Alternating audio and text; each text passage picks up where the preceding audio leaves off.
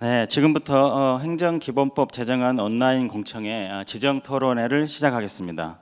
오늘 토론은 충청지역 행정법학계를 대표해서 충남대학교 김재호 교수님을 자장으로 모시고 진행하도록 하겠습니다.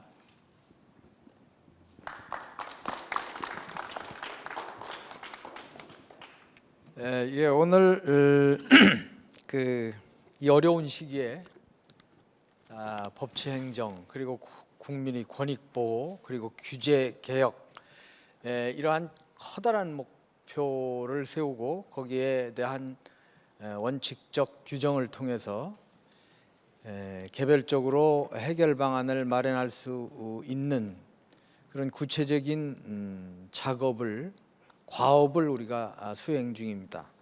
지금 세 분께서 발제를 해주셨는데 발제만큼이나 중요한 것이 다양한 의견의 제시, 그를 통해서 어떤 과제를 합치시켜가는 목적을 이루어내는 그런 과정이 또한 이 토론회라고 생각합니다.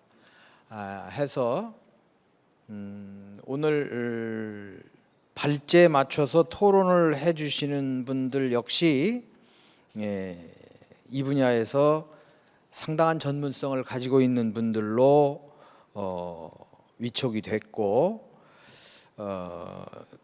순서에 따라서 토론의 순서를 마련하도록 하겠습니다.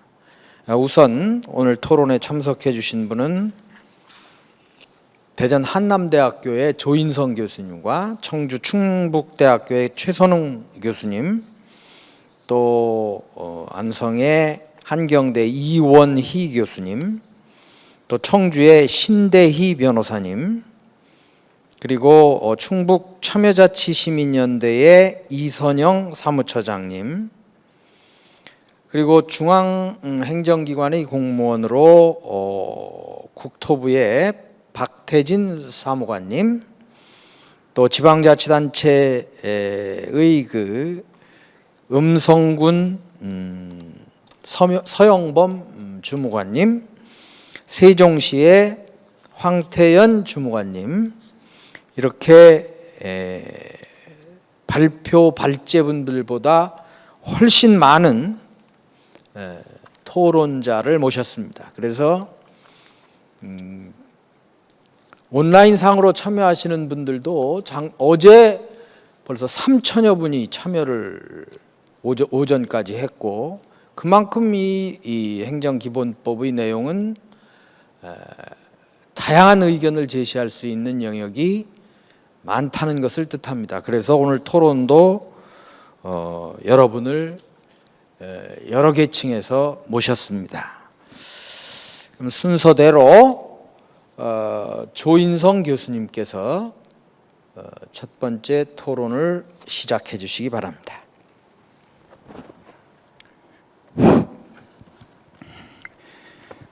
안녕하세요. 오늘 토론을 맡은 한남대학교 법학부 조인성 교수입니다.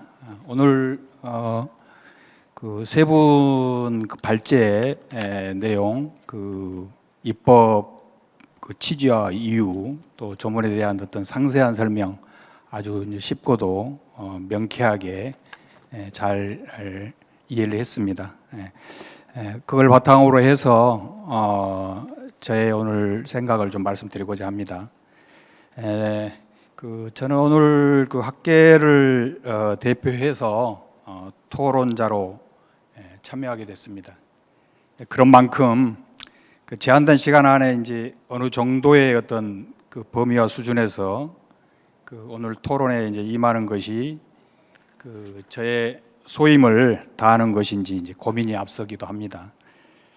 법학자로서 이제 평소에 이제 행정법을 연구하고 교육하면서 우리 대한민국의 어떤 행정현실의 어떤 가치와 의미에 관해서 어떤 법학적인 관점에서 사유하고 성찰한 바를 오늘 일정 부분 허심탄회하게 말씀드리고자 합니다. 다만 오늘 행정기본법 제정안에 대한 공청회인 만큼 그 공청회의 어떤 성격상 일반 학술대회에서의 어떤 논의 수준과는 사뭇 다르다는 점도 이제 감안해서 말씀드리겠습니다. 일단 총론적인 측면에서 이제 행정법의 체계에 관해서 이번 행정기본법 제정안에 대한 어떤 전체적인 인상을 말씀드리고, 이어서 강론적인 측면에서 그 제한된 시간 안에서 특별히 몇 가지 어떤 그 조문, 또 그 전문의 어떤 그 쟁점에 대해서 저의 소견을 부언하고자 합니다.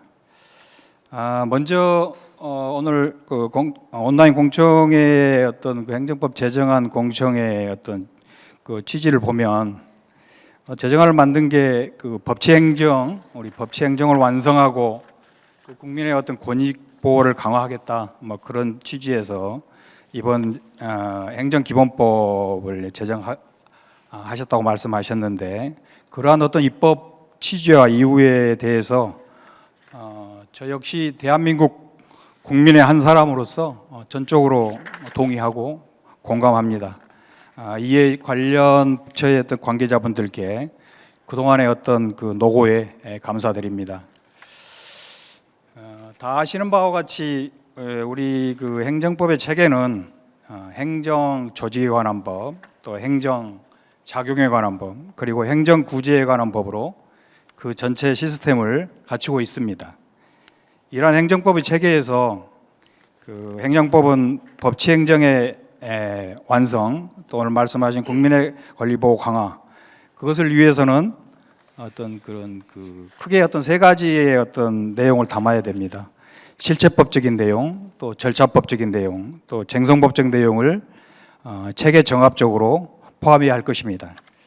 그런데 현행 그 행정에 관한 실정법의 내용을 살펴보면 그 절차법적 내용에 관해서는 그 주로 행정절차법에서, 그리고 이제 쟁송법적 내용에 관해서는 주로 이제 행정심판법과 행정소송법에서 규정하고 있는 반면에, 실체법적 내용에 관해서는 그 일부 내용에 관해서만 그 행정절차법에서 규정하고 있을 뿐, 개별 실정법상 규정만으로 그 실체법적인 내용을 그 체계적으로 온전히 그 담아내지 못하고 그동안의 학설이라든가 판례의 상당 부분 의존해 하고 있습니다.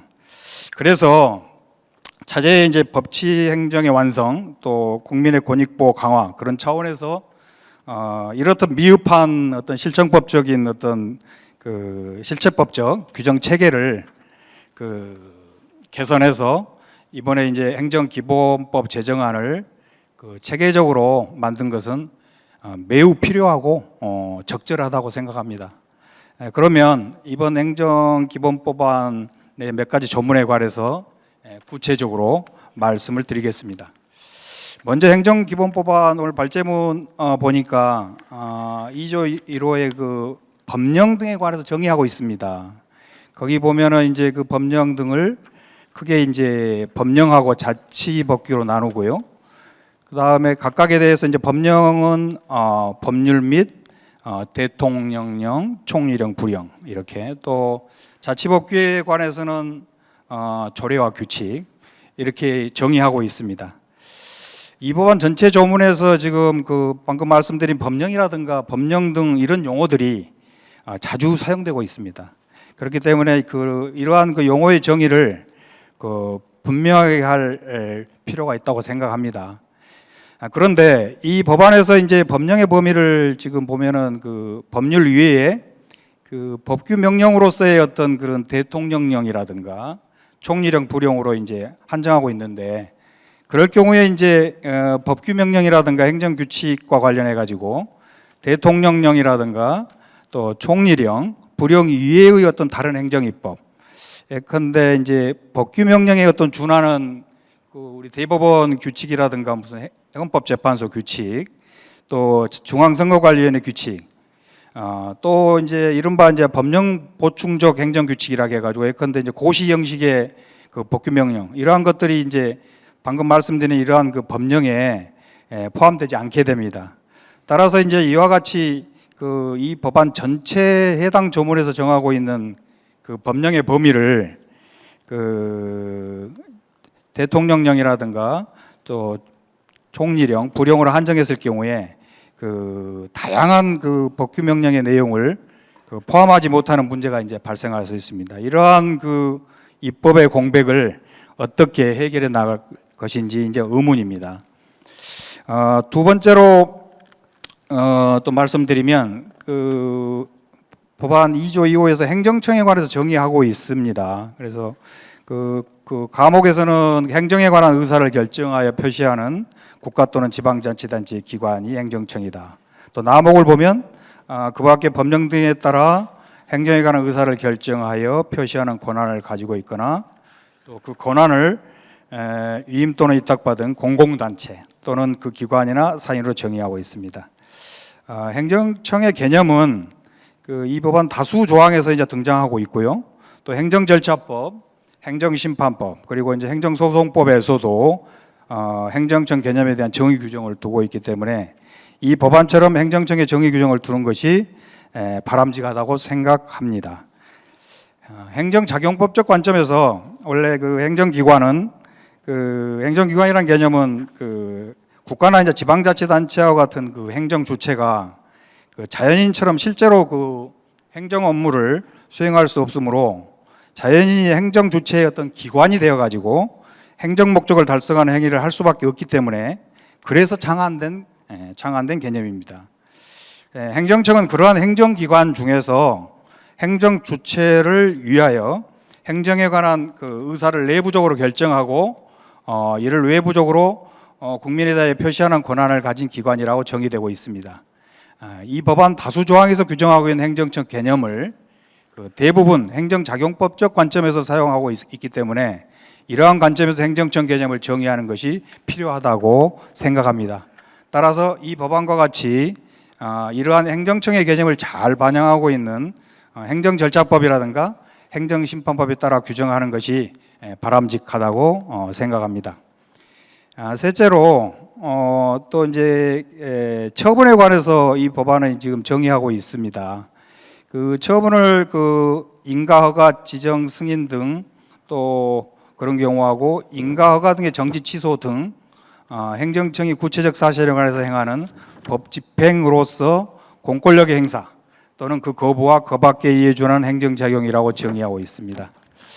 그동안 그 강학상 행정행위 개념과 실정법상 처분의 개념이 실제로 혼재되어 활용되고 있으므로 해서 그 차제에 강학상 개념을 실정법에서 통일하여 정의하는 것도 법체계상 그 이의가 참혹 클 것으로 봅니다. 그리고 처분의 개념을 사용하는 그 이 법안의 조항이 지금 다수 존재하고 있습니다. 또 실무적으로도 사용되는 개념입니다. 그렇기 때문에 현행 그 행정절차법이라든가 행정심판법 그리고 행정소송법의 처분 개념과 동일하게 지금 정의하고 있는 것이 바람직하다고 봅니다. 특히 이제 행정절차법은 그 실체법상의 문제로서 이제 절차에 관한 이제 법률이라고 생각이 되고요. 그렇기 때문에 이 법안에서 그 행정절차법상의 처분 규정과 같게 정의하는 것은 그 의미가 크다고 할 것입니다. 또한 이 법안의 이제 실체법상 처분 개념은 그 우리 행정의 그 특정한 그 행위 형식을 포괄하고 있고 또 행정심판이나 행정소송의 대상, 특히 이제 항고소송의 대상을 이제 표현하기 위하여 사용될 것이기 때문에 그 행정심판법이라는 행정소송법상의 어떤 처분 개념과 동일하게 정의하는 것이 논리체계상 더 정당하다고 봅니다. 다만 그 이 법안에서 정의하는 것을 보면 그 예시 규정이 있습니다. 그래서 정의 규정인데 그 인가 허가 지정 승인 등 뭐 또 인가 허가 등의 정지 취소 등 이렇게 해서 이제 알기 쉽게 처분의 의미를 알기 쉽게 이제 예시 부분을 앞에 전제하고 있는데 이러한 예시 부분은 이제 실체법상 처분의 개념을 이제 더 명확하게 이야기하는 장점은 있으나 그 정의 규정의 일반적인 입법 형식으로는 바람직하지 않다고 생각하고요. 그래서 이 예시 규정을 삭제하더라도 처분 개념을 올바로 이해하는데 이제 충분하기 때문에 이 예시 부분은 오히려 삭제하는 것이 타당하다고 생각합니다. 네 번째로 이제 부관에 대해서 말씀을 드리겠습니다. 그 20조 1항 보면 우리가 그게 재량행위하고 기소행위로 나눠가지고 행정청은 이제 처분에 재량이 있는 경우에는 그 부관을 붙일 수 있다. 2항에서는 기소행위의 경우에 행정청은 처분에 재량이 없는 경우에는 그 법률의 근거가 있거나 처분의 요건을 충족시키기 위한 경우에 부관을 벌칠 수 있다. 이렇게 이제 규정하고 있습니다. 이것과 관련해서 제가 이제 좀 의문이 있는 것은 그 독일 행정절차법 36조 규정을 좀 보니까 그 규정과 거의 그 동일하다는 걸 발견했습니다. 그 독일 행정절차법 30조 1항을 보니까 그 기소행위 관련해 가지고 청구권이 발생하는 행정행위에는 그 법 규정상 허용되거나 또 행정행위의 법적 전제 요건의 충족을 보장하는 경우에만 부관이 붙여질 수 있다. 뭐 이렇게 규정을 하고 있습니다. 일반적으로 이제 그 독일 행정절차법 관련 그 문헌의 어떤 일반적인 그 코멘타라든가 보면 여기서 이제 법 규정이라는 게 Rate for Schrift라는 이게 그 법률, 법규 명령 그 조례를 포함한다고 해석하고 일반적으로 해석하고 있습니다. 따라서 이러한 그 독일 행정절차법 30조 1항 조문을 참고해 가지고 이 법안 20조 2항을 다음과 같이 좀 일부 수정했으면 어떨까 하는 개인적인 생각입니다. 행정청은 이제 처분에 재량이 없는 경우에는 그까지 똑같고요. 법령 등에 규정되어 있거나 이게 법률이 아니고 법령 등에 규정되어 있거나 처분의 요건을 충족시키기 위한 경우에 부관을 붙일 수 있다. 이렇게 규정하는 것이 더 바람직해 보입니다. 마지막으로 행정계획에 대해서 제 생각을 말씀드리고 토론을 마무리하려고 합니다. 37조 그 1항을 보면 그 행정청은 행정계획 중에 국민의 권리 의무에 직접적인 영향을 미치는 계획을 수립하거나 변경 폐지할 때는 관련된 여러 이익을 정당하게 형량하여야 한다. 이렇게 이제 규정하고 있습니다. 그 행정청의 어떤 계획 재량이 있습니다. 일반적인 그 행정 재량과 이제 비교해 가지고 행정청의 이제 계획 재량은 폭넓은 형성의 자유가 부여되어 있습니다. 그럼에 따라서 이제 정당한 형량 부과가 이제 필요하겠지요. 그렇기 때문에 이제 광범위한 그 계획 재량에 대한 어떤 가이드라인이랄까요? 이런 것들을 규정하는 것이 바람직할 것으로 보입니다.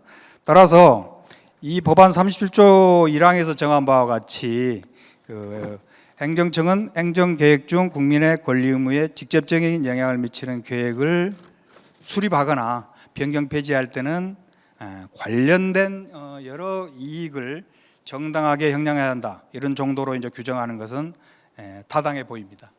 끝까지 경청해 주셔서 감사드립니다.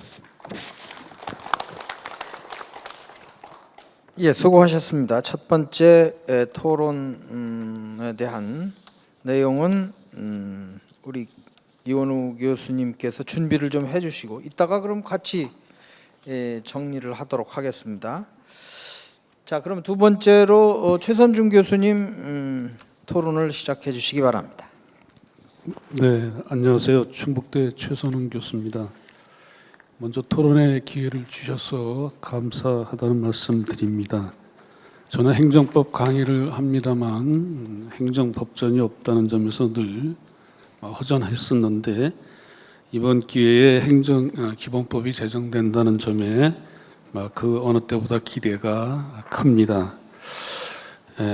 다만 제가 법률안 제정 과정이나 참여한 적도 없고 법률안 내용도 자세히 알지 못하기 때문에 매우 좀 제한적인 토론이 되지 않을까 걱정스럽긴 합니다. 먼저 기본법의 의미에 관해서 좀 말씀을 드리고자 합니다. 아시다시피 행정기본법은 기본법이라는 법률 명칭으로 되어 있습니다. 이것은 독일의 기본법, 헌법이라고 알려져 있는 독일 기본법이 원조이죠. 그 외에 독일에는 환경법 영역 등에 관해서 대강적 입법 방식이라는 것이 있다고 하는데, 이거는 연방과 주의 관계 문제라서 우리와 직접적인 관련성은 없는 것으로 보입니다. 기본법과 가장 유사한 형태는 일본의 기본법인데, 2차 세계대전 패전 후에 이른바 평화헌법이 채택된 일본은 법률의 공백 상태를 막기 위해서 헌법과 법률의 중간 단계에 매개 입법이라고 하는 기본법 제도를 활용한 것으로 알려져 있습니다. 그 내용은 국가의 제도, 정책, 대책에 관한 기본 방침, 원칙, 대강 등을 명시하는 이른바 훈시 규정, 프로그램적 성격을 가지는 것으로 알려져 있습니다. 그런데 우리나라 기본법은 최근 기본법 홍수 시대라고 할 정도로 기본법 숫자가 증가할 뿐만 아니라 그 내용도 정책적이고 입법 방침적인 것에서 떠나서 규제적이고 작용법적인 성격을 갖는 이른바 종합법적인 의미를 가지는 것으로 이렇게 알려졌습니다. 그래서 기본법 내용이 의무, 효력, 기속 규정으로 해석될 여지가 상당히 있다는 겁니다. 이런 관점에서 행정기본법 제정안을 보게 되면은 먼저 12조의 공정하고 합리적인 행정, 13조 1항의 적극 행정, 이 조문 다 문헌상으로는 의무, 효력, 기속 규정으로 되어 있습니다. 따라서 이런 규정이 단순히 입법 방침이나 국가 책무 조항을 넘어서게 돼서 국가와 지방자치단체에게 공정하고 합리적인 행정 수행 의무를 부과하거나 공무원의 공익을 위한 적극적 직무 수행 의무를 부과하는 것으로 해석되는 경우에는 이른바 의무 부과 규범이고 행위 규범 또는 재판 규범으로 기능할 여지가 충분히 있습니다.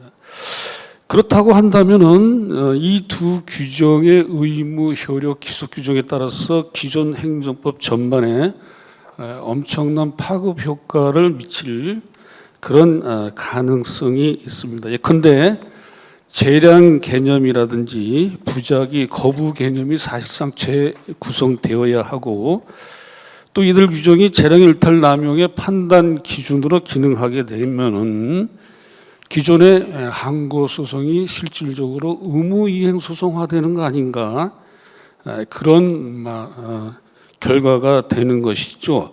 사실상 의무 이행 소송을 우회상정하는 그러한 법 규정이 되는 것 아닌가, 그런 의문이 발생하게 됩니다. 이 점에 관해서 범정부적인 부처가 합의가 돼 있는 것인지 좀 궁금합니다. 국민의 권익 구제가 기본법 제정안의 목적이라고 한다면 정면으로 의무이행 소송 먼저 규정을 해야 되는 것이 순리가 아닌가, 그런 생각이 듭니다. 또한 이들 규정의 문제는 적극 행정에 반대는 소극 행정인데, 소극 행정에 관해서는 국가 배상이 증가할 가능성이 크고, 적극 행정이라 하더라도 손실 보상이 증가할 가능성이 존재합니다. 따라서 이들 규정의 의무 부과 규범으로 규정하게 되게 되면은 국가 전체의 부담과 국가 공무원 및 국가 행정의 위축을 초래할 우려가 있을 뿐입니다. 그래서 이런 점에 관해서는 좀 더 연구가 필요하지 않나, 이런 생각이 듭니다. 다음으로 13조 적극 행정에 관한 개념에 관해서 좀 더 살펴보면은, 이 적극 행정의 근거가 헌법 10조 2항의 10조 제2문의 기본적 인권을 확인하고 보장할 의무 규정에서 비롯한다거나, 또는 32조 이하의 뭐 고용 증진 적정 임금, 여성의 복지 권익, 노인, 청소년 등등 복지를 위해서 노력해야 한다라는 규정에서 도출된다는 주장이 있는 것으로 알고 있습니다만, 이것은 노력 규정, 국가 책무 규정에 불과한 것이고, 여기에서 적극 행정이라는 것이 직접 도출되기는 어렵다고 볼 수 있고, 또 이와 관련되는 규정으로 헌법 7조에 공무원에 관련되는 규정인데, 이 규정은 공무원의 국민에 대한 책임성에 관한 규정인 것이지 적극 행정에 관한 의무 규정은 아니라고 볼 수가 있습니다.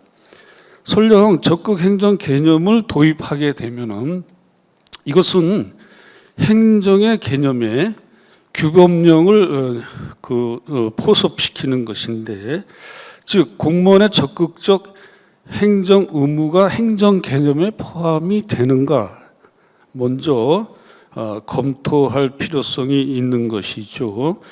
그리고 적극 행정의 반대인 소극 행정의 구별은 어떻게 할 것인가에 관한 기준이라든지, 적극도 아니고 소극도 아니고 그러면 중간 단계는 뭐라고 지칭을 해야 되는 것인지, 예컨대 평균 행정이라고 해야 되는지 평범 행정이라고 해야 되는지, 이런 것도 고려할 필요가 있습니다. 결국 적극 행정의 가능성은 재량이 많은 하위직보다 고위직 공무원에게 굉장히 부담이 되는 것으로 예상이 됩니다. 즉 재량권은 고위직으로 갈수록 많다는 것이죠. 지금 실무상 고위직에 관한 징계 책임은 하위직보다 가볍게 되어 있습니다. 이런 실무상 관행부터 변경이 돼야 되는 것이 있죠. 재량의 여지가 없는 하위직 공무원은 사실상 면책을 해도 상관이 없습니다. 오히려 그들을 관리 감독하는 고위직 공무원의 엄한 징계 책임을 물어야 적극 행정이 보다 활성화되는 것이 아닌가. 그래서 공무원은 민사적인 개념이지만 일종의 사용자 경영 책임, 연대 책임, 또 하위직으로부터 다면 평가 등을 받아야 제대로 행정을 수행하지 않나, 그런 생각이 드는 것이고, 또 이런 적극 행정을 너무 강조하다 보게 되면은 행정조직법상에도 여러 가지 문제가 발생합니다. 예컨대 중앙의 효율성을 강조하기 때문에 지방자치제도라든지 지방분권이라든지 독립위원회의 축소와 연결될 가능성이 있습니다. 그래서 이런 점도 좀 고려해야 되는 것 아닌가 생각이 들고, 적극 행정의 남용 문제도 사실 지금도 심각합니다. 징계위원회에 들어가게 되면 대부분 승복을 안 하고 적극 행정을 주장하고 있는 실정입니다. 그래서 이런 점은 고려의 여지가 있고, 적극 행정의 의무화를 논란을 일으키는 이런 규정을 두는 것보다는 적극 행정에 대한 인센티브라든지 성과급이라든지 징계 책임의 면책 제도로 운영하는 것이 바람직하지 않나, 이런 생각이 듭니다. 그래서 적극 행정에 관한 13조 근거 규정 중에서 1항은 삭제해도 이런 제도를, 즉 징계 책임 면책이라든지 인센티브라든지 성과 포상이라든지 이런 것을 운영할 여지가 충분하다고 생각이 됩니다. 다음으로 제2장 행정의 원칙과 책무 구조를 보게 되면은 1절 행정의 원칙으로 규정되어 있는 6조 법치행정 원리, 7조 평등원칙, 8조 비례원칙, 이것 등등은 행정법의 일반 원칙인 것이지 행정의 원칙은 아닙니다. 만약 이것을 행정의 원칙으로 하게 된다면은 행정 고유의 탄력성, 효율성, 신속성이 지장을 받게 되는 것입니다. 보다 근본적으로 이런 정책, 행정 정책 수단에 행정 행위 형식이 관여한다는 것인데, 과연 이 점에 관해서 범정부적으로 합의한 것인지 굉장히 의문스럽습니다. 정책 수단 논과 행정 행위 형식 논이 결합하는 것은 바람직하지만 그것에 관해서 어느 정도 합의가 이루어졌는지 궁금합니다. 제1조 이제 시간이 많이 지났기 때문에 간단하게 조문 순서대로 언급을 하도록 하겠습니다. 제1조 목적 규정에는 민주성과 효율성이 규정되어 있습니다. 이것이 법치성과 동시에 달성될 수 있는 원리 내지 가치인 것인지 논의가 이루어져야 할 것입니다.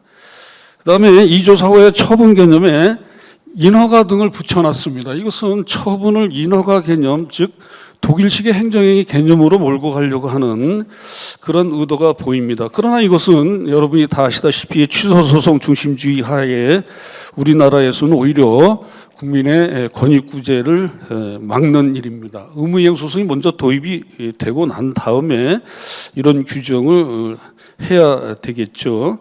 그 다음에 3조의 다른 법률의 관계, 다른 법률은 이 법의 목적, 원칙, 기준, 취지에 부합하여야 한다고 했는데 이 법은 정부 법률안입니다.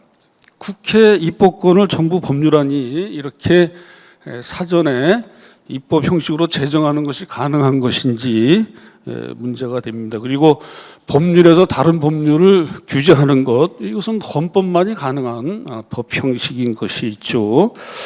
제9조의 성실 의무도 공무원법상의 56조와 관련성에서 검토해서 이것이 행위규범으로 규정이 가능한 것인지, 9조 2항의 권한 남용 금지도 마찬가지로 행위규범으로 인정이 가능한 것인지, 그 다음에 18조의 처분의 효력에 공정력을 법규적으로 도입했는데 이것은 적법 유효하다는 적법성이 법률상 추정되게 되는 그런 오해를 불러일으킬 수가 있습니다. 사실상의 효력을 규범화하는 것에 관해서는 상당히 문제가 있는 규정으로 이해가 됩니다. 24조의 재량행사 규정은 일탈만 돼 있고 남용에 관한 규정은 없고 9조의 규정과 균형이 맞지가 않습니다. 그다음에 28조 이하의 인허가와 신고 문제, 이것은 신고로, 즉 자기완결적 신고를 한다 하더라도 건축 신고 거부 행위라든지 인허가 효과를 수반하는 건축 신고의 인허가 의제 효과를 수반하는 건축 신고의 법적 성질을 수리를 요하는 신고라고 하는 판례의 태도는 변함이 없을 것으로 보입니다. 그리고 규정상 신고서의 기재사항 및 첨부서류에 흠이 없고 법령에 규정된 형식의 요건을 충족하는 경우라 하더라도 신고서의 기재사항 및 첨부서류에 흠이 있는지 여부와 법령에 규정된 형식상 요건을 충족하였는지 여부에 관한 판단 작용은 여전히 남습니다. 이것이 자동적으로 처리되는 시스템을 갖추지 않는 한 여전히 수리 행위로 해석될 여지가 충분히 있습니다. 이 문제에 관해서는 이제 공무원의 재교육도 필요합니다만은 역시 이 문제에 관해서 정부 부처 간의 협의가 좀 필요하지 않나 싶습니다. 35조 위반 사실 공표는 이제 지금 최근 논의되고 있는 피의 사실 공표와 문제도 좀 있는 것으로 보이고 37조의 행정계획에 형량 명령을 도입한 것으로 보이는데 그러나 우리나라 판례상 이런 형량 명령 판단 여지 모두 다 재량의 일탈남용 여부로 처리하고 있는 상황이기 때문에 과연 의미가 있는지 의심스럽습니다. 예, 마지막으로 입법은 논리의 문제가 아닙니다. 이해관계의 타협이고 정치의 영역입니다. 모처럼 정부의 법률안 제출이니만큼 범정부적 협의를 거쳐서 제정되기를 기대하며 다만 토론 내용이 다소 좀 적극 해석에 의해서 적극적인 토론이 된 것 같아서 죄송스럽습니다만은 그러나 이거는 과도하게 의욕적으로 행정입법을 행정처분에 넣고 개혁을 시도했던 행정소송법이 좌초된 그런 전례가 있습니다. 그래서 과도한 의욕은 좋습니다만은 그러나 법률안이라는 것이 통과가 되어야 되기 때문에 그 점은 좀 고려해야 되는 것 아닌가 그런 생각이 듭니다. 모쪼록 제대로 된 행정기본법이 제정돼서 이것을 기본 법전으로 놓고 강의하는 그 시절이 빨리 오기를 기대합니다. 감사합니다. 최 교수님께서 전반 분야에 관해서 아까 우리 김남철 교수님도 내용을 감지하셨죠? 질문 내용으로요. 그래서 전반적으로 질문의 내용이 이루어졌습니다. 다음번에는 우리 행정법 학자가 아닌 행정학 학자로서 이원희 교수님께서 토론을 해주시겠습니다. 네, 반갑습니다. 이런 토론회에 와서 토론 시간이 된다는 게 이렇게 반가운 적이 없었습니다. 토론을 해야만 마이크를 벗을 수 있는 그런 자유의 시간이 되고 있습니다. 행정기본법이기 때문에 법학자 중심으로 행사를 할 수도 있었는데 제가 한국행정학회 회장으로서 행정학의 입장에서 좀 이야기를 할 수 있는 기회를 주셔서 아주 고맙게 생각합니다. 오늘 그 공청회의 주제가 상당히 의미가 있었습니다. 법치 행정의 완성, 또 하나 국민 권리 보호라는 의미가 있었습니다. 그래서 시민의 입장에서 행정기본법이 어떤 의미가 있는가라는 것을 한번 생각해보는 기회가 되었으면 합니다. 또 특히 이 법이 맨 처음에 모두에 말씀하실 때 행정과 관련된 여러 가지 법에서 서로 상충되는 게 있는데 그거 하나하나 다 해결하기가 힘들기 때문에 기본법을 통해서 어떤 일관성 있는 기준을 마련하겠다라고 하는 그런 의미를 말씀하셨습니다. 저는 그것도 상당히 의미가 있는 것 같습니다. 최근에 중앙정부가 지방의 기능을 이양할 때 각 부처별로 하나하나 이양하기가 힘들어서 일괄법이라는 걸 만들었습니다. 통째로 그냥 넘기는 그런 법을 만들었는데 아마 이 행정기본법도 한국의 법제에 있어서 아주 중요한 그 축이 되지 않을까라는 생각이었습니다. 다만 그 몇 가지 우리 행정학의 입장에서 약간 좀 쟁점을 한번 제기해 보고자 합니다. 첫 번째, 행정과 관련한 여러 가지 용어가 많이 나오고 있었습니다. 적정성과 효율성을 향상시키기 위해서 적정성, 효율성이라는 단어가 나왔고 뒤에 또 15조에 가면 능률성과 실효성이라는 단어도 나왔습니다. 우리 행정학적으로는 적정성이라는 단어 자체는 개념을 어떻게 규정하는가 하면 실업자가 100만 명인데 이것을 해소하기 위해서 어느 정도의 이 정책 수단을 투입할 건가, 충분성을 이야기합니다. 10만 명을 구제할 거냐, 50만 명을 구제할 거냐, 그 수단의 충분성을 이야기하는데 그렇게 의도된 개념인지 한번 좀 생각을 해봤으면 좋겠습니다. 적정성, 적합성, 그리고 또 능률성이라는 말을 쓰고 있는데 이게 효율성, 효과성과 또 구분되는 개념인지 이런 적정성, 효율성, 능률성, 실효성 이런 개념이 우리 행정학적으로 사용되고 있는 터미놀로지와 한번 일관성을 가졌으면 하는 생각이었습니다. 그다음 두 번째, 각 조항별로 주어가 뭔가를 한번 제가 유심히 봤습니다. 행정의 원칙에서는 행정청은 이렇게 되어 있었고 행정의 책무에서는 국가와 지방자치단체는 이렇게 되어 있었고 입법 활동에 가보면 정부는 이렇게 되어 있습니다.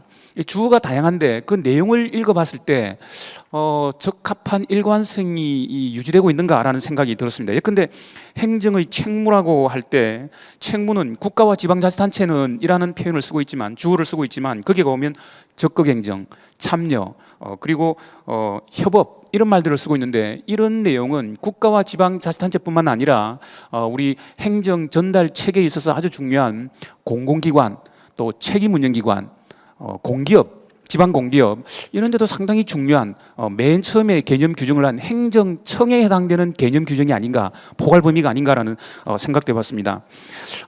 공공단체라는 단어도 나오는데 우리나라 법제에 공공기관 운영에 관한 법률, 공공기관이라는 개념이 있고 책임운영기관의 운영관리에 관한 법률도 있고 그래서 이 공공단체, 공공기관, 책임운영기관, 지방공기업 이런 개념의 포괄 범위를 어떻게 포착하고 있는지라는 것도 그 주체 구분과 관련해서 약간 고민이 되었습니다. 그다음 또 아주 의미 있게 기간의 계산이라는 걸 총칙에 두고 있었는데 제가 법 체계는 잘 모르겠습니다만 총칙은 상당히 어떤 방향성을 제시하는 중요한 그 이념성을 확인하는 과정이라고 생각했는데 기간의 계산이 이렇게 총칙에까지 올라올 이유가 있었겠는가? 모두의 각 행정 관련 법률에서 너무나 다양하기 때문에 여기서 기준을 마련한다라는 의미는 있었습니다만 총칙의 의미를 좀 강화를 했으면 하는 생각이었습니다. 그다음에 행정의 원칙, 이 원칙이라는 단어도 우리 행정학에서 아주 중요하게 생각하고 있는데 이게 지금 기존의 여러 가지 원칙들을 잘 종합하고 있고 또 헌법 가치를 반영하고 있다라는 생각은 들었는데 예컨대 우리나라 국가재정법에 가보면 국가재정법에 예산의 원칙이라는 게 나오고 그 예산의 원칙에는 참여, 공개, 책임 이런 단어를 나열하고 있습니다. 자, 이랬을 때 향후 우리 행정 관련 법체계에서 원칙이라는 단어를 쓸 때는 이런 일관성 있게 써라 라고 할 것인지 그게 상당히 국가재정법에 있는 예산의 원칙, 이 원칙을 이 행정기본법에 있는 원칙과 같은 레벨에 두고 사용해도 되는 건지 그런 고민도 좀 들었습니다. 처음에 제가 원칙과 책무를 어떻게 나누었는가 궁금했는데 교수님께서 발표하실 때 잘 설명을 해주셨습니다. 원칙은 행정법적인 차원이고 책무는 행정기관의 기능 수행이다라는 말씀을 해서 그렇게 이해를 하면 되겠구나 했는데 조금 전에 최 교수님이 원칙에 대해서 상당히 또 이의를 제기하시더라고요. 약간 좀 혼선은 되는데 한번 정리하는 기회가 있었으면 합니다. 그 다음 15조에 가보면 행정서비스 혁신, 법이라는 게 사실은 사회의 변화를 뒤따라가면서 규정한다라고 했지만 이번 이 행정기본법에는 좀 선도적인 것도 많이 포함되어 있어 아주 반가웠습니다. 행정서비스 혁신이라는 단어를 쓰고 있는데 다만 여기에 균등하고 질 높은 행정, 균등이라는 단어가 이 개념이 어떤 것을 상징하는지, 균등하면 똑같은 서비스를 제공해야 하는 혹시 형평성인지, 우리가 같으면 같게 다르면 다르게 이렇게 이야기를 하지 않습니까? 균등이라는 말이 자칫 오해의 소지가 되지 않을까라는 생각도 한번 잠깐 해봤습니다. 전체적으로 뭐 그런 생각이 들었고 이번 행정기본법이 그동안에 우리 사회에서 논의가 되고 있던 여러 가지 쟁점들을 종합하는 저는 어떤 의미에서는 최대 공약수를 찾아내는 과정이라는 생각은 했습니다. 그러나 또 한편 이런 좋은 기회에 새로운 행정, 새로운 환경 변화에 대응할 수 있는 방향성도 좀 제시했으면 하는 그런 생각에서 몇 가지 다른 이야기를 좀 해보고 싶습니다. 예컨대 이게 협업, 적극 행정 이런 단어를 저는 상당히 좋다고 봤습니다. 또 법학자 입장에서는 그것이 책임의 한도와 한계와 관계에서 다른 쟁점도 있겠습니다만 행정학적으로는 이것이 시민의 관점을 부여할 수 있는 계기가 되었으면 하는 생각입니다. 우리 시민의 입장에서 제일 갑갑한 게 행정에 연락을 하면 내 업무 아닙니다. 부서들끼리 그냥 토스해버리는 뭔가 행정 내부에서 협조를 강조할 수 있는 그냥 협업해야 된다라고 하는 상징적 선언 규정이 아니라 뭔가 협업이 되지 않아서 시민에게 불이익이 발생하면 그것은 행정이 책임을 지도록 해주는 협업이나 협조를 강제할 수 있는 조항으로까지 좀 가슴이 나는 그런 생각이 한번 들었습니다. 그다음 요즘 우리가 행정은 기능이 변화를 하고 있다는 이야기하고 있습니다. 과거의 권력적 행정, 무슨 승인을 하고 지시를 하는 행정이 아니라 협조를 해야 되고 또 서비스를 제공하고 더 나아가서 행정은 컨설팅 기능도 해야 된다 이런 이야기를 하는데 그러나 간혹 시민의 입장에서 억울한 걸 보면 A와 B 두 가지 행정을 절차를 밟아야 되는데 시민이 잘 몰라서 B의 절차만 밟았을 때 A를 하지 않았다고 과태료가 나오는 경우가 있습니다. 이랬을 경우에는 충분히 이 담당자 입장에서 두 가지를 다 동시에 처리했었어야만 된다. 과태료를 잘 부과하는 행정의 의무가 아니라 충분히 그럴 때 정보를 제공하고 유도할 수 있는 행정의 기능을 좀 강제할 수는 없겠는가. 앞에서 인허가 의제라는 표현을 쓰고 계시던데 아마 그런 법적 용어라는 생각은 했는데 좀 더 시민의 입장에서 과태료를 부과하는 행정이 아니라 과태료를 내지 않도록 컨설팅 해주는 행정의 기능을 담아낼 수는 없겠는가라는 생각도 한번 해봤습니다.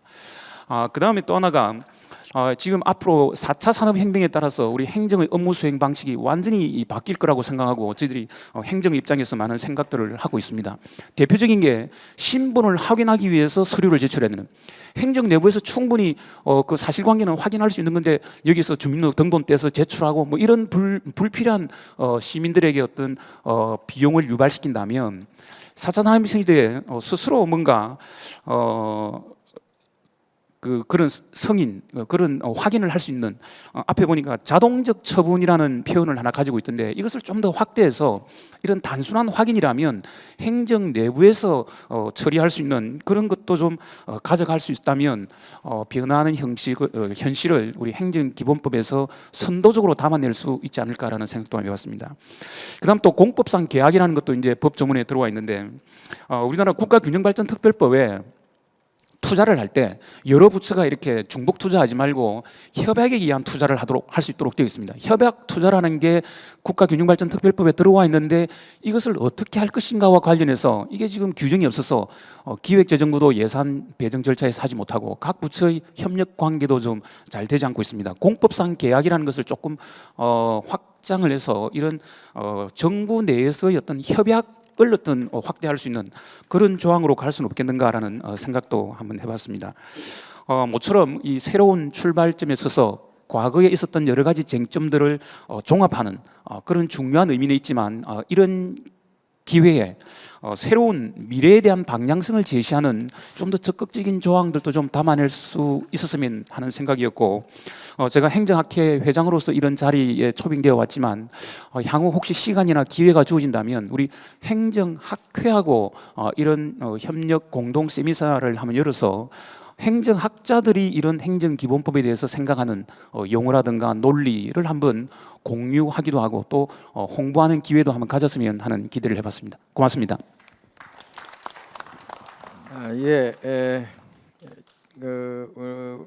이원희 교수님 수고하셨습니다. 역시 행정학자이기 때문에 시간을 잘 지켜주셨는데 이따가 그 온라인 질의도 있기 때문에 10분을 넘지 않는 범위 내에서 좀 토론자들께서 신경을 좀 시간에 써주시기 바랍니다. 그러면 오늘 이원희 교수님 거는 주로 이제 이 김원웅 우리 교수님께서 첫 번째에 이원희 교수님께서 이제 주로 하셔야 되는데 또 김준권 교수님이나 김남천 교수님도 관련 부분에 대해서는 나름대로 준비를 좀 해주시기 바랍니다. 다음엔 이어서 우리 실무계에 계신 신대희 변호사님께서 한번 토론의 내용을 또 법 쪽에서는 어떻게 접근을 하는지 어떤 의견을 가지시는지 토론을 시작해 주시기 바랍니다. 예, 안녕하십니까. 저는 신대희 변호사입니다. 저는 아무래도 이제 실무가이다 보니까 실무가의 입장에서 좀 말씀을 드리도록 하겠습니다. 먼저 제1장 총칙 및 제2장 행정의 원칙에 관해서 먼저 제2조 정의 규정과 관련해서 그 제4호의 처분과 제5호의 제재 처분 사이의 관계에 대해서 좀 의문이 있습니다. 그러니까 이게 개별 법령에서 이제 인허가를 받은 주체가 법령 등에 따른 의무를 위반하거나 이행하지 아니하였음을 이유로 인허가 등이 정지 취소되는 경우가 있는데 이 경우에 과연 우리가 실무상 그러니까 취소 소송 등을 통해서 다투는 사례가 많습니다. 이럴 때 과연 4호를 근거로 그 처분이라고 볼 수 있을지 아니면 5호의 제재 처분이라고 볼 수 있을지 좀 의문이 있고 이것이 그 5호의 제재 처분이 독립적인 그 개념이라고 한다면 이하 규정에서 처분으로 해서 정의되고 있는 그 해당 규정의 적용과 관련해서는 어떤 문제가 발생할지 좀 고민스러운 지점이 있기 때문에 4호와 5호의 그 경계를 명확하게 할 필요가 있다고 보여집니다. 만약에 제재 처분이 처분 안에 있다면 이를 또 명시를 해주는 것이 필요하지 않을까 싶습니다.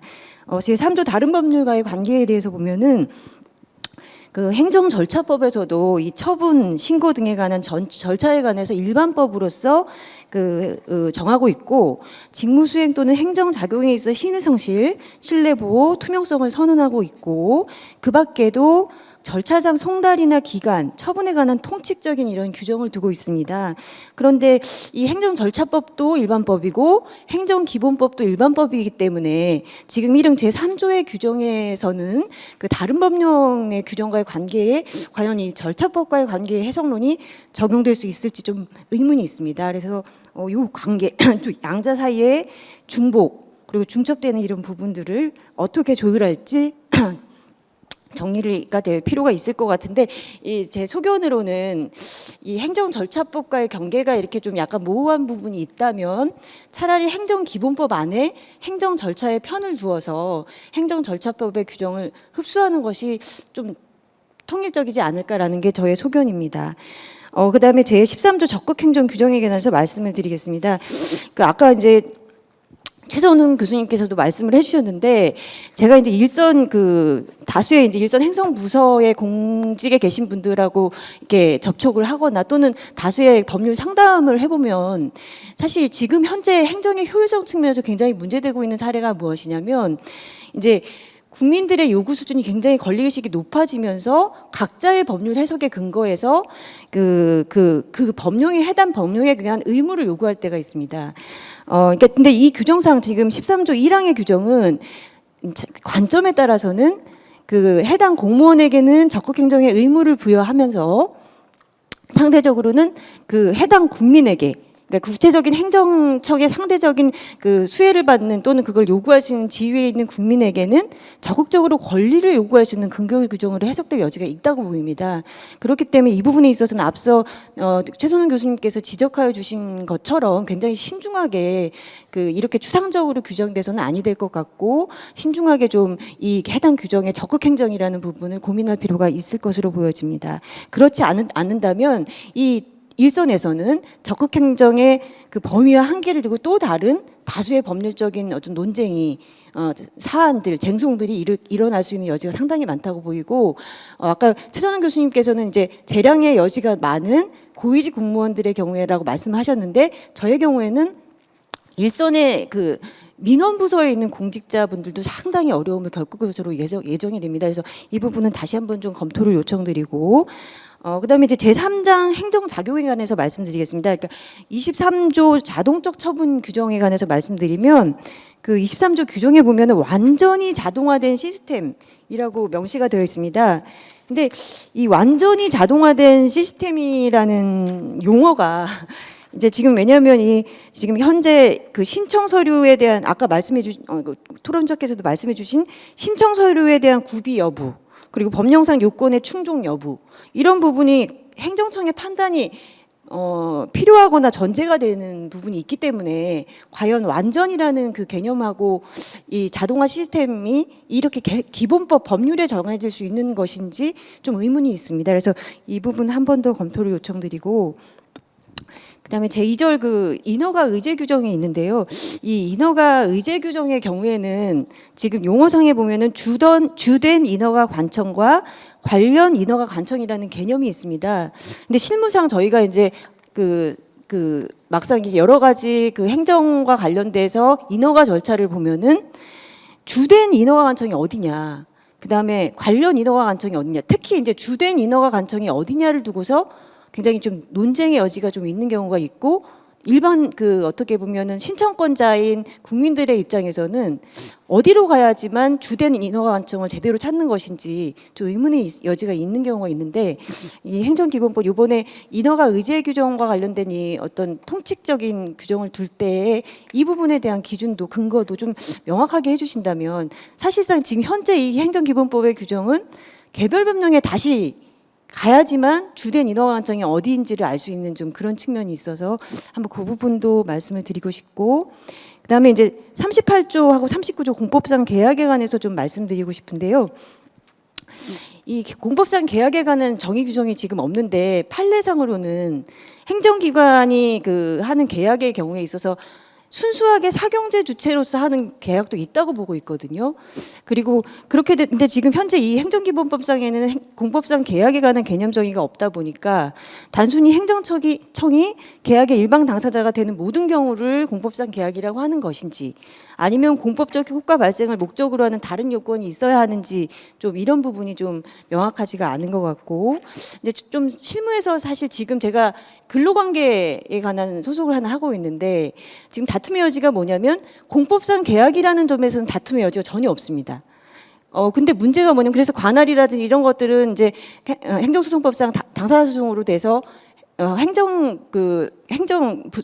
우리 행정법원 내 관할이라는 것은 명확한데, 문제는 뭐냐면 청구의 인용 여부, 그러니까 청구의 당부 판단을 함에 있어서는 어떤 그 계약의 원칙을 적용하고 있냐면 민법 또는 근로기준법의 그 민사상의 원칙들을 적용하고 있습니다. 특히 이제 해촉이라든지 뭐 인사관리 불이익 처분과 관련돼서.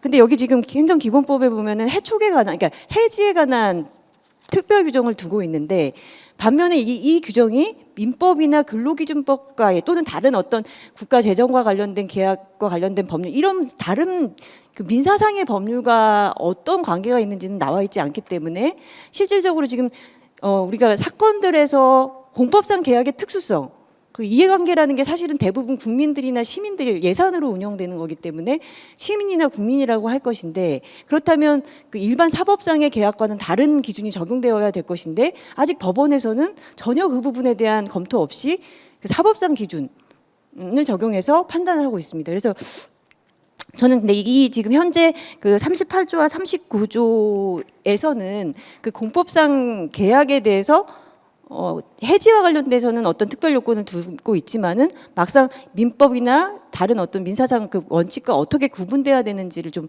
명확하지 않은 부분이 있어서 저는 좀 이번 기회에 좀 이 부분은 명확하게 해주셨으면 하는 좀 바람이 있습니다.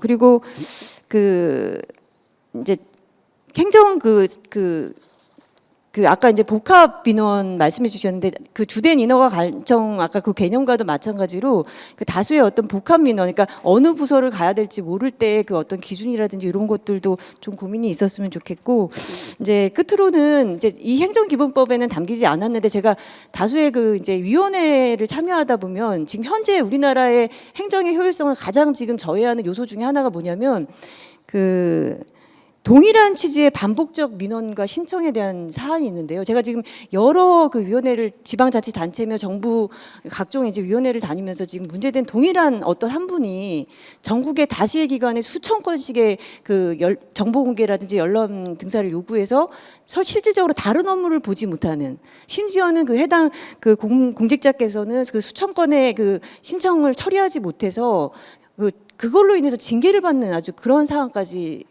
목격하게 되었는데요. 그래서 저는 좀 이런 어떤 동일한 취지의 반복적인 민원에 대해서 그 행정기관으로 하여금 각하라든지 또는 신속히 종결할 수 있는 좀 그런 근거 규정을 좀 마련해 주시면 어떨까 하는 것이 소견이고요. 저에게도 좀 이 행정기본법이라는 것이 제정된다는 게 사실 저희 실무가들에서는 크게 알려지지 않고, 제가 오늘 이 공청회 통해서 저도 이런 기회를 주신 것에 굉장히 감사드리고, 오늘 이렇게 많은 분들이 정말 고생해 주시고 애써 주셨다는 점에 대해서는 제가 몸담고 있는 일선 부서에 가서 적극적으로 또 알려드리고 해야 되겠다는 생각이 듭니다. 이상입니다. 예, 고맙습니다. 실무 분야에서 또 생각지 않았던 부분에 대해서 적극적으로 의견을 개진해 주셨습니다. 어떤 답변을 누가 할 건지에 대해서는 오늘 발제자들께서 잘 염두에 두셨다가 이따 답변에 참고해 주시기 바랍니다. 다음에는 이어서 시민단체에서 참여하신 이선영 참여연대 사무처장님께서 토론에 임해 주시겠습니다. 네, 안녕하세요. 저는 충북 참여연대 사무처장인 이선영입니다. 여기에 계신 분들이 대부분은 법률 전문가시거나 행정 전문가십니다. 그리고 일선 행정에서 행정행위를 직접 펼치고 계신 공무원분들도 많이 계신데, 제가 어떤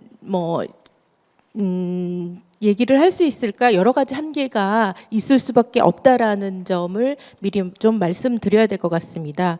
그러나 서두에 자문위원장님께서 말씀하셨듯이 그 일반 국민의 시각에서 쉽고 이해하고 또 지킬 수 있는 행정기본법을 만들려고 노력했다라고 말씀을 하셨기 때문에 저는 시민의 입장에서 이 법을 한번 바라보는 계기가 되었습니다. 법은 그 국가의 질서를 형성하는 기본 법칙으로서 국민의 기본적 인권을 보장하고 결국 국민의 안정된 삶과 행복과도 직결되어 있기 때문에 상당히 중요하다고 생각합니다. 제가 이제 이 공청회를 준비하면서 좀 자료들을 보니까 국가 법령이 이제 4,700여 개 정도가 되는데 그 중에서 92%가 정도가 행정법령이라고 이제 알게 되었고요. 이것이 법 집행의 원칙이나 기준이 되는 기본법이 없음으로 인해서 그간의 일선 행정에서 많은 혼선이 있었고 또 비효율을 초래했다. 이제 이런 내용들도 봤습니다. 이것이 국민의 입장에서 시민의 입장에서는 결국 행정의 신뢰를 떨어뜨리는 원인이기도 했었다라는 판단을 저는 하게 됐고요. 흔히 공직사회를 두고 이제 부정적인 표현으로 복지부동이란 말을 합니다. 그건 우리 이제 시민단체들이 공직사회에 주로 많이 하고 있는 말이기도 한데요. 이것은 공무원들이 일 처리가 늦고 또 매뉴얼대로만 처리하려고 하는 이런 습성들도 있고요. 또 기본적인 소통이 잘 되지 않습니다. 이제 시민단체도 불편하지만 행정 약자인 국민, 시민들의 입장에서는 훨씬 더 이제 행정 민원을 보러 갔을 때 어려움들이 많다 이런 의견들이 많이 있는데요. 그 적극 행정을 하지 않는 것을 저는 쭉 보면서 공무원의 탓만으로 돌릴 수 있겠는가라는 생각을 해봤습니다. 물론 법이 없다고 적극 행정을 못하는 건 아니었지만 그동안 어쨌든 행정의 뒷받침과 근간이 되는 법 체계가 없음으로 인해서 공직사회 역시도 예기치 않게 소극적인 행정을 펼칠 수밖에 없는 한계 상황도 있었겠구나라는 이해도 어느 정도 됩니다. 이제 그 원칙과 기준이 되는 행정기본법이 제정이 되면 좀 어렵고 복잡한 행정법이 쉬워지고 시민들의 입장에서도 행정의 사각지대가 없어진다라고 이제 제시를 하고 있고요.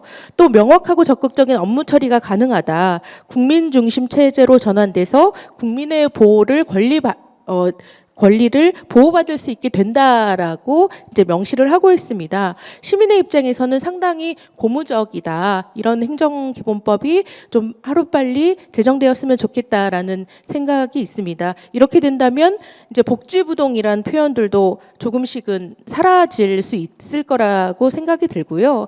또 지역에서 공직사회와 행정의 혁신을 시민사회들도 이제 논의하고 또 펼쳐나갈 수 있겠다라는 또 희망이 생기기도 합니다. 그리고 많은 국민들이 그 행정민원으로 인해서 혼란받거나 고통받는 일도 좀 줄어들지 않을까라는 기대가 많이 있습니다. 이제 보면서 이렇게 좋은 법률이 그러면 이제까지는 왜 제정이 되지 않았나 이런 문제 제기도 사실은 하게 됐는데요. 그동안 행정법이 많은 발전도 있었고 또 한계도 있었기 때문에 이제 오늘에서야 이런 자리를 마련했다고 하는데 저는 행정기본법 제정이 적극 공감하고 지지를 표하는 바이고요. 또 그동안 체계적인 연구 그리고 행정혁신에 선제적인 노력을 기울인 관계 당국에도 깊은 감사를 보냅니다. 제가 그 행정기본법 관련해서 내용을 기초적이지만 쭉 봤는데요. 제1조 목적의 정의를 보면 민주성과 효율성에 기반을 두어서 행정기본법의 원칙과 가치를 부족함 없이 정의하고 있다라고 저는 이제 보았고요.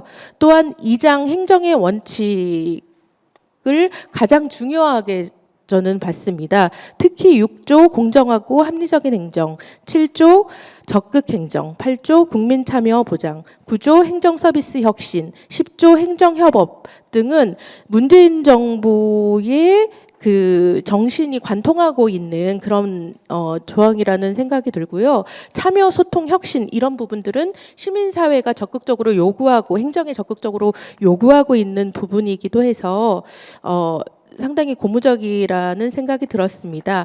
이것이 그 새로운 시대 정신을 제대로 반영하고 또 시대 가치를 실현하는 이제 구체적인 법조항이라고 생각이 되었는데요. 이런 것들이 전면에 드러나 있어서 상당히 고무적이다라는 평가를 하고요.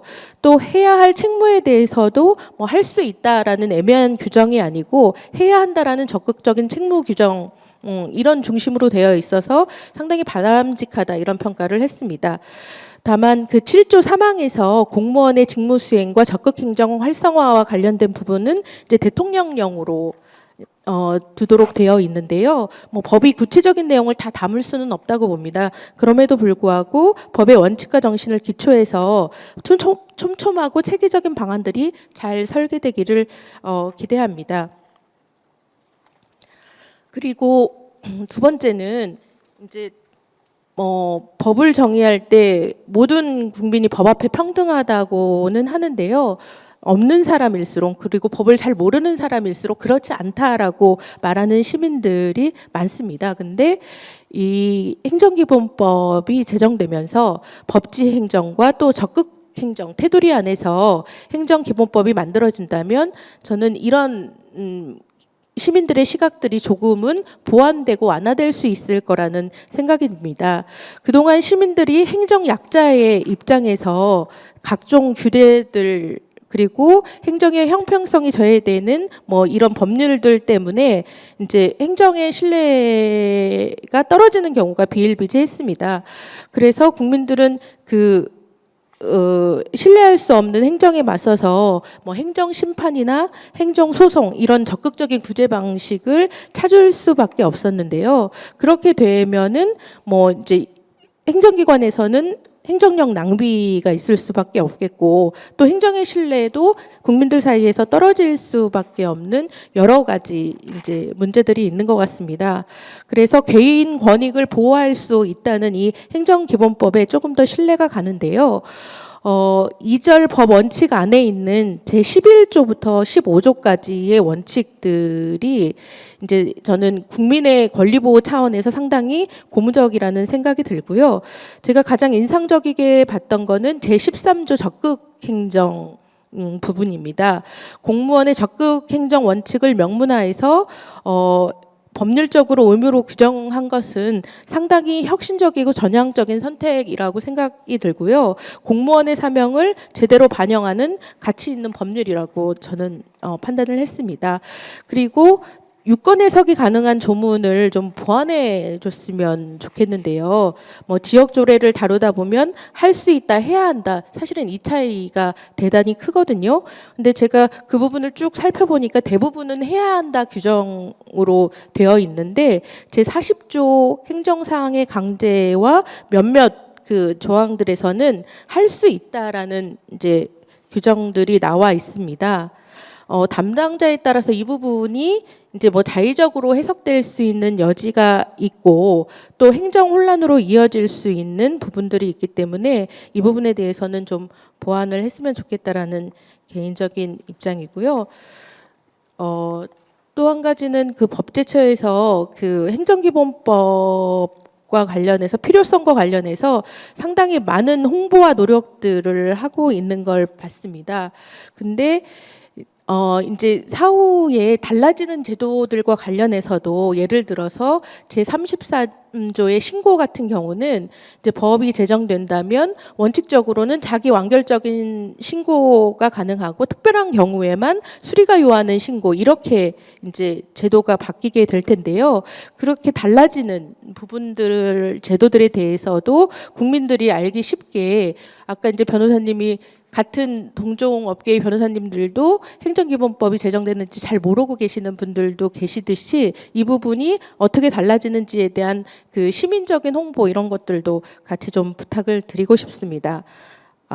예, 저는 이런 정도로 짧게 마치도록 하겠습니다. 감사합니다. 예, 시간을 지켜주셔서 아주 고맙습니다. 시민단체 입장에서 말씀하신 거에 대해서는 특별히 특정인에게 질문을 한 것은 없는 겁니까? 어떻습니까, 처장님? 저쪽에 계신. 예, 어떠세요? 예, 질문이라기보다는 이제 의견을 제시하신 거니까. 그래도 답변하실 내용이 있으신 발제자께서는 간단하게 요약을 좀 해주시기 바랍니다. 그다음에는 이제 우리 공무원의 입장에서 현장에서 관련 부분에 대해서 느끼는 바 또는 제시하고 싶으신 의견에 대해서 토론을 해주시는 것으로 하겠습니다. 우선 국토부의 박태진 사무관께서 토론에 참여해 주시기 바랍니다. 예, 안녕하십니까. 저는 지금 현장에서 실무를 직접 하고 있는 공무원의 입장에서 그 실무적으로 이 바라보는 행정기본법에 대한 몇 가지 말씀을 좀 드리도록 하겠습니다. 그 행정기본법은 일단 기본 방향이 제가 생각 그 앞에 정의 규정에도 나오지만 행정의 민주성과 적법성을 확보함으로써 행정 작용으로부터 국민의 권리를 보호하는 그 측면이 가장 중요한 목적으로 볼 수가 있겠고요. 그 다음으로 이제 그 행정기본법의 또 하나의 목적은 행정기관이 업무 수행의 기준이나 한계 그거를 좀 명확하게 규정함으로써 적극 행정의 어떤 기반이 될 수 있는 그런 측면이 있다고 생각을 합니다. 그래서 물론 국민의 권리 보호가 대원칙이고 그 궁극적인 목적이라고 생각을 하는데 또 실질적으로 이 법을 집행함에 있어서는 행정청의 업무 규준의 역할을 하는 측면도 굉장히 실제 많이 와닿는 측면이 있을 거라고 있다고 생각을 하기 때문에 그 두 가지 목표를 균형감 있게 추구하면서 규율하는 것이 이 행정기본법의 취지 그리고 목적을 달성하는 데 굉장히 중요하지 않나 하는 생각을 했습니다. 그래서 행정 실무에서 볼 때는 지금 뭐 개별법마다 행정법에 아시다시피 굉장히 수천 개의 법이 있는데 개별법마다 절차와 기준이 굉장히 상이하고 그래서 행정 행위 시에 그런 공무원으로서 법령 준수 여부에 대한 확신이 가지기가 좀 어렵습니다. 그래서 확신이 약화되는 측면이 있고 내가 과연 이 법을 법에 위반되지 않게 잘 집행을 하고 있는지에 대한 거를 공무원 자신조차도 너무나 많은 법의 홍수 속에서 하다 보니까 어려운 점이 있습니다. 그래서 그런 부분에 있어서 오히려 그런 소극적인 행정을 하게 되는 경향이 많이 있다고 생각을 합니다. 그래서 본법에서 이제 기존의 학설이나 판례 그리고 개별 여러 가지 법에 조금씩 이렇게 다르게 규정되고 있던 여러 개념들이 명문으로 규정되고 그런 좀 쉽게 규정이 되고 그런 점에 있어서는 실무에 있어서 굉장히 도움이 되는 법이라고 생각을 합니다. 다만 그 앞서 요 13조의 적극 행정 규정에 대해서 많은 논의가 있었는데요. 그 최선훈 교수님께서도 언급하신 바와 같이 그 규정이 이제 선언적 의미 외에 실제로 어떤 적극 행정을 장려할 수 있는 그런 실효성이 있을지에 대해서 조금 의문을 저는 가지게 되었습니다. 그래서 오히려 그게 의무부가로 작용을 하겠지만 그렇다고 해서 적극 행정을 하게 된다기보다는 공무원의 어떤 제가 실무를 일을 하다 보면 이런 의무 규정 같은 게 있기 때문에 굉장히 소극적이 되는 경우가 많이 있습니다. 그래서 실제 어떤 내가 의무를 위반하게 되는 게 아닌가라는 걱정을 하면서 행정을 하게 되는 경우가 많이 있기 때문에 이런 어떤 선언적인 의미의 규정도 물론 필요하지만 행정의 기준과 절차를 명확하게 규정하고 그러니까 적극적인 그 공무원이 어떤 한계까지 행정을 할 수 있다라는 게 규율이 정확하게 되는 게 적극적인 행정을 하기 위한 굉장히 중요한 기반이라고 생각을 합니다. 그래서 그런 부분에 집중을 하는 게 중요하지 않나라는 생각을 하고요. 그래서 그런 의미에서 그런 17조 이하에서 처분과 관련된 법 적용의 기준 그 이하 규정들에서 그런 내용들을 자세하게 규정하고 있는 거는 실무에서 항상 마주하게 되는 문제를 명확하게 정리한다는 측면에서 공무원들 실무자 입장에서 환영할 만한 그런 법이라고 생각을 합니다. 그래서 행정 업무를 수행하면서 이제 법령 기준의 적용의 기준이 애매한 경우도 많이 있습니다. 그래서 그 부분에 대해서 실제 그 국민들 민원인들 입장에서는 자기가 봤을 때는 이렇게 해석을 해야 되는 거 아니냐, 이 법을 적용해야 되는 거 아니냐라고 문제 제기를 하는 경우가 굉장히 많이 있고 거기에 대해서 어떤 이런 명확한 규정이 좀 없었기 때문에 공무원 입장에서도 거기에 대해서 무엇을 근거로 이렇게 해야 됩니다라고 자신 있게 말씀드리기 어려운 측면이 좀 있었는데 그런 부분에 대해서는 이런 행정기본법에 그런 명확한 적용례 같은 거를 규정을 한다는 점에서 좋은 입법 방향이라고 생각이 됩니다. 그리고 이제 뭐 제재 처분에 대해서도 어떤 행위시법이냐 적용시의 법을 적용할 것이냐 그런 부분에 있어서도 사실 실무에서는 논란이 많거든요. 그 어떤 판례의 논리가 있지만 거기에 대해서 그 공무원도 정확하게 알고 있지 못하는 경우도 있고 시민들도 그런 법에 나와 있는 명문이 아니기 때문에 거기에 대해서 이제 자신의 해석으로 주장하는 경우가 많이 있고, 그런 점에서 명확한 규정을 세워준다는 점에서 좋은 방향이라고 생각합니다. 그리고 이제 행정상 강제 이하 규정을 보면 이제 그런 기존의 학계에서 논의되던 뭐 행정 대집행이라든지 즉시 강제 이런 여러 가지 그런 행정상 강제에 대해서 정의와 요건 같은 걸 좀 자세하게 규정을 하고 있는 거를 볼 수가 있습니다. 그런 점도 그런 명확한 기준 그리고 명확한 정의 같은 게 있음으로 해서 실무에서도 도움이 많이 되는 부분이라고 생각을 하고요. 그런 측면에서 이제 부관 20조의 부관 같은 규정에는 부관의 종류가 이제 간단하게 나와 있긴 한데 기한 조건, 뭐 부담 철회권의 유보 뭐 등 이제 부관이라고 이렇게 표현이 되어 있는데, 그 부분에 대해서도 조금 더 그런 정의 규정, 그 각각의 부관의 정의나 어떤 요건 같은 거를 규정하는 것도 좀 검토해 볼 만한 필요가 있지 않을까라는 생각을 해봤습니다. 다음으로 이제 재량 행사의 기준 24조 규정이 있는데, 거기에서 이제 관련 이익을 정당하게 형량한다는 표현이 있습니다.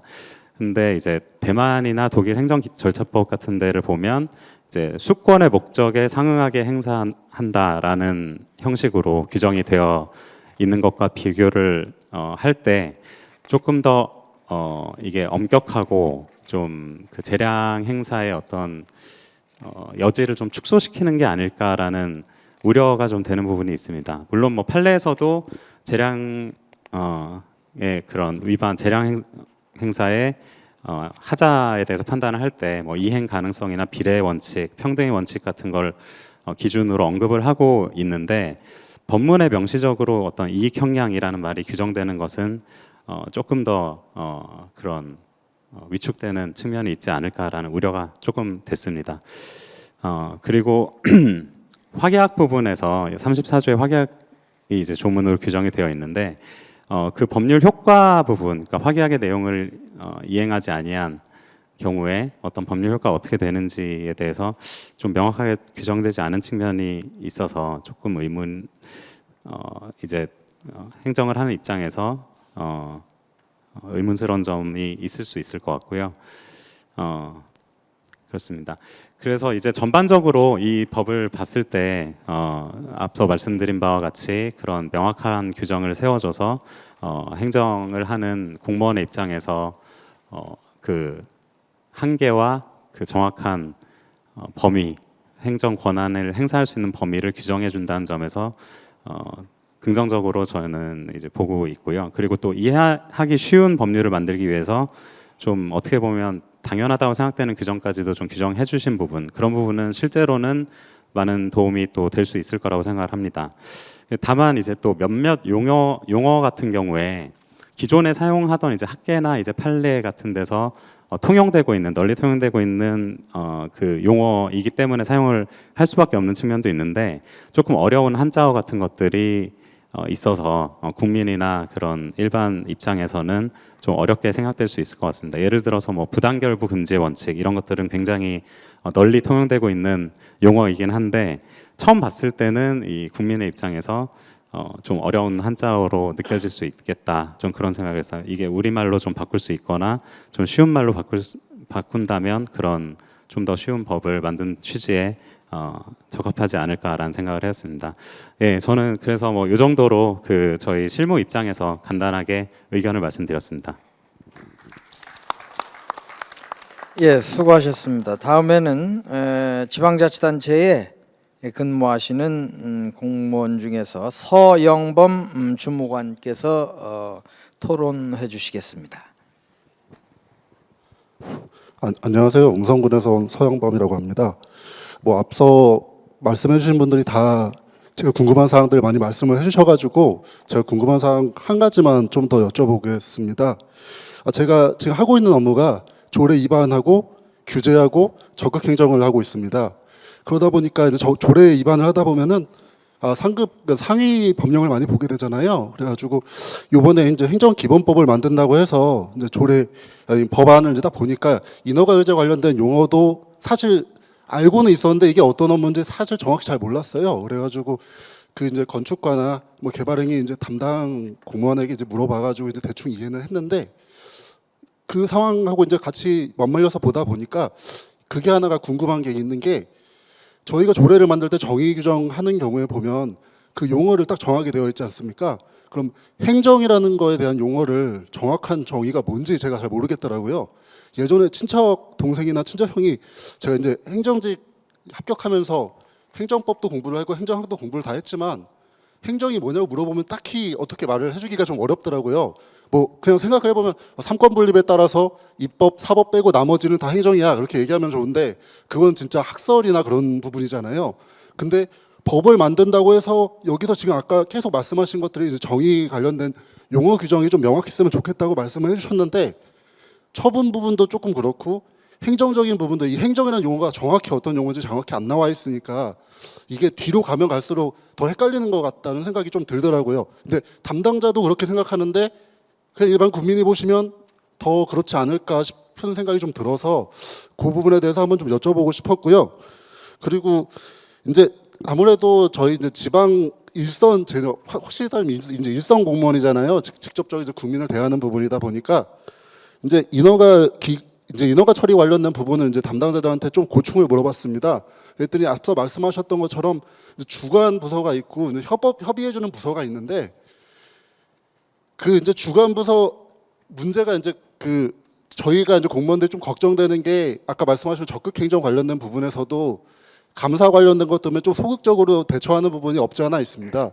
근데 최근에 이제 적극행정 대통령님께서도 뭐 적극행정 하라고 하시니까 뭐 감사원이나 뭐 국민권익이나 이제 감사 기관 쪽에서도 뭐 사전 컨설팅이라든지 문제 해결 방식, 뭐 규제 해결이라든지 그런 식으로 해서 많이 보완을 해주시고 계시는데 그래도 법에 따라서 이제 처리를 하는 부분이다 보니까 법에 없으면 사실 하기가 좀 힘듭니다. 그래서 인허가 의제 같은 경우에도 보면 인허가 의제 관련 처리 법률이 토지 인허가 관련 간소화법이 있고 산단 절차 이제 간소화법에 따라서 인허가 의제를 처리하고 있는데 주관 부서에서 이제 관련돼서 잘못 허가가 나가거나 그러면 소송을 걸리잖아요. 그러면 주관 부서에서는 허가만 해줬을 뿐이고 실제는 이제 협의 부서에서 관련된 거를 주민이나 이제 국민들한테 설명을 해주시면 좋을 텐데 아까 말씀하신 것처럼 자기 업무가 아니다 보니까 그쪽 부서에서는 그쪽에서 알아서 처리하라 이렇게 좀 떠밀기식이 또 발생하는 경우가 있습니다. 그런 경우가 좀 여기 이제 이번에 인허가 의제 관련된 걸 하나로 통합한다고 하다 보니까 담당자들이 그 얘기를 많이 하시더라고요. 사실 실체적인 거를 좀 정하는 것도 중요하지만 절차적인 부분에서도 이런 부분에 대해서 좀 해결해 줄 수 있는 방안이 있으면 좀 이 취지에도 좀 맞지 않겠냐 그런 의미가 있어서 그 부분에 대해서는 좀 어떻게 생각하시는지 좀 한번 말씀드려보고 싶고요.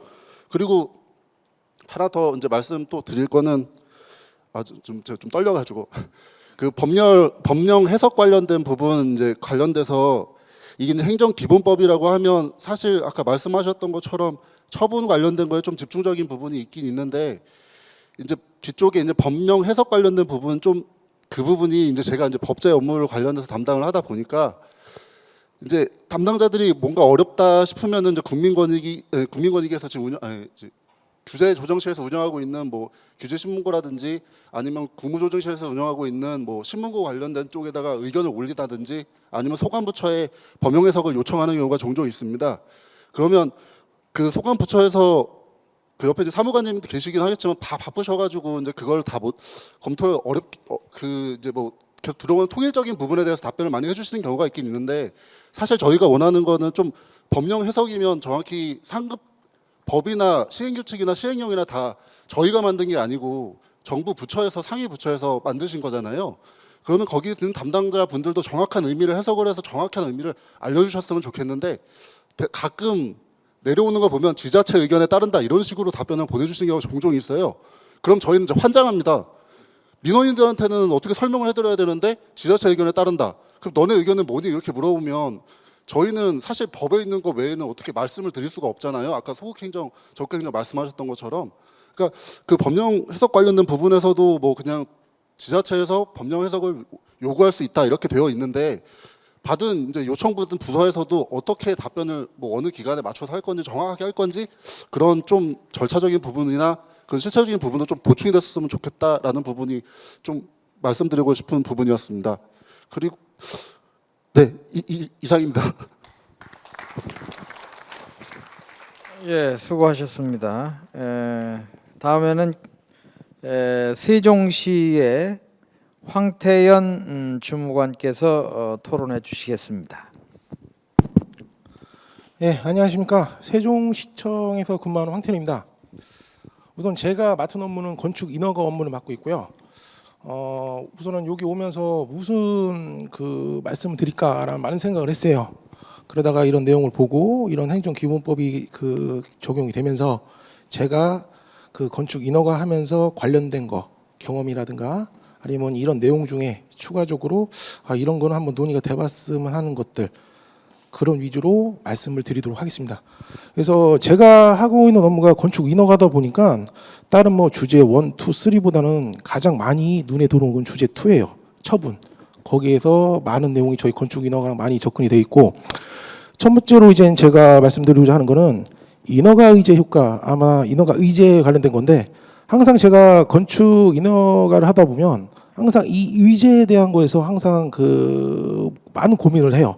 즉 이 내용의 건축 인허가면서 이 관련된 법이 의제다, 의제가 아니다. 그리고 잘못해서 판단했을 때 재량권 남용이다. 그래서 소송까지 가는 경우가 가장 많은 내용이 바로 인허가 의제입니다.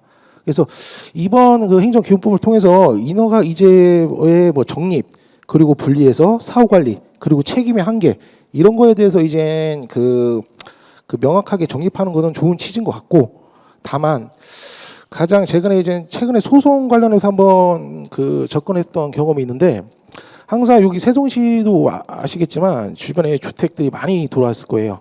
그럼 그에 관련된 게 주택 인허가인데 그거에 대해서 택지 관련된 법들은 계속 개정이 돼서 추가가 돼요. 그러면서 주택법에 대해서 계속 인허가 의제에서 개정을 하고 그런데 자칫 그런 의제가 다른 법에서 또 관련된 의제가 돼버리는 경우가 있어서 잘못해서 그런 개정적인 계속 의제가 추가되면서 잘못해서 옆에 다른 관련된 법이 의제가 안 되는 경우가 있어요. 그러면서 소송의 대법원까지 가서 패소를 해서 지는 경우도 간혹 많이 있습니다. 그래서 향후 이 인허가 의제에 대한 뭐 정립, 그 관리에 대해서 봤을 때 충분히 관련 부서에 대한 의견 그리고 인허가 의제가 어디까지 연관이 되어 있는지 이게 충분히 검토가 필요할 것 같고 이렇게 법이란 건 계속 개정이 되는데 이런 개정에 따라서 인허가 의제가 정립이 어떻게 변혁을 같이 할 것인지 그거에 대해서 한번 검토가 필요할 것으로 보고요. 그리고 두 번째가 이제 어떻게 보면 신고. 어떻게 보면 이것도 아까 인허가 의제랑 그 두 번째로 눈에 보이는 내용이에요.